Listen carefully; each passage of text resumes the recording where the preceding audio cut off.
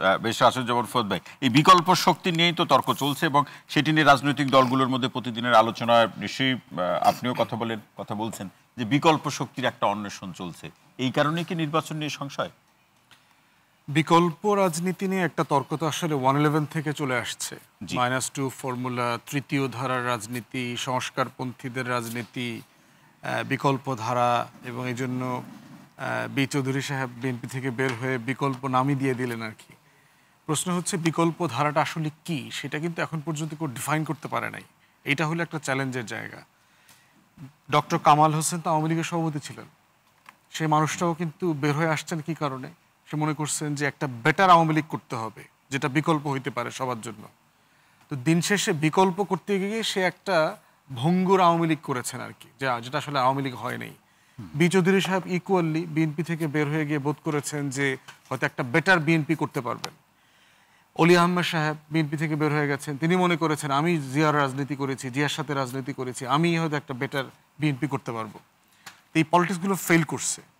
তো সেই জায়গাতে আমার মনে হয় যে বিকল্প রাজনীতিটা কি, এইটা ডিফাইন করা একটা বড় চ্যালেঞ্জের জায়গা। এবং আজকে অনেক রাজনৈতিক দল, আমরাও বলি তৃতীয় ধারা বিকল্প রাজনীতির কথা, আমরা দল আকারে এক্সিস্ট করতে আসার আগে একটা প্ল্যাটফর্ম করেছিলাম জন আকাঙ্ক্ষার বাংলাদেশ নামে 2019 সালে, এবং 1 বছর আমরা এটা সময় নিয়েছি। এবং আমরা সারা বাংলাদেশে আপনার ইনডোর আউটডোর দেশে বিদেশে মিলায়ে 1100 থেকে 1200-র মতো মিটিং করেছি। জি, শুধুমাত্র বোঝার জন্য যে আসলে জনগণের আকাঙ্ক্ষাটা কি। আমরা যখন বলি যে পুরাতন রাজনৈতিক বন্দোবস্ত চাই না, তাদের উপরে জনগণ ক্ষিপ্ত, যদি তাদেরকে ভোট দিয়ে আবার বানাচ্ছে, তাহলে নতুন জায়গাটা স্পেসটা কোথায়, সেই জায়গাটা কিন্তু আমরা বোঝার চেষ্টা করেছি।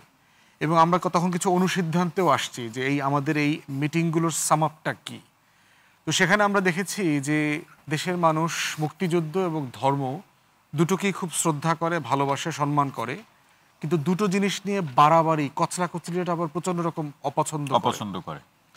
দেশের মানুষ দেখলাম যে আমাদের অতীত রাজনৈতিক ব্যক্তি যারা ঐতিহাসিক ভূমিকা পালন করেছেন তাদেরকে তারা সম্মান করতে চায়, কিন্তু তাদেরকে বিক্রি করে প্রত্যেক দিন আমাকে পূজার মতো করে বানাবেন, তাদের নামে আপনি মন্দির বানাবেন, ওই মন্দিরে আমাকে অর্ঘ্য দিতে বাধ্য করবেন, তার কবরগুলোকে মাজার বানায় সেখানে আমাকে পূজা দিতে বাধ্য করবেন, এটা আবার পছন্দ করে না। দেশের মানুষ দেখলাম যে আপনারা তার প্রতিদিনকার সমস্যা সমাধান নিয়ে কথা বলতে চায়। সে চায় যে আমাদের দৈনন্দিন সমস্যাগুলো নিয়ে রাজনৈতিক দলগুলো বিতর্ক করবে। এবং তখন আমরা প্রায় 21টার মতো ইস্যু আইডেন্টিফাই করলাম যেগুলোকে জনগণ মানুষ বলেছে যে এই বিষয়গুলো তাদের জীবনকে খুব বেশি আহত করছে, এগুলো তারা দেখতে চায় রাজনৈতিক দলগুলো অ্যাড্রেস করুক।